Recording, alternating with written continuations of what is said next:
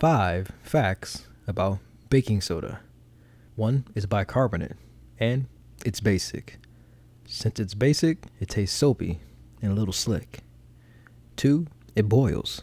Well, not exactly. This is just trapped CO2 escaping as I tilt the pan. Once all the gas escapes, you are left with sodium carbonate, also known as kansui, and it's used in making ramen noodles.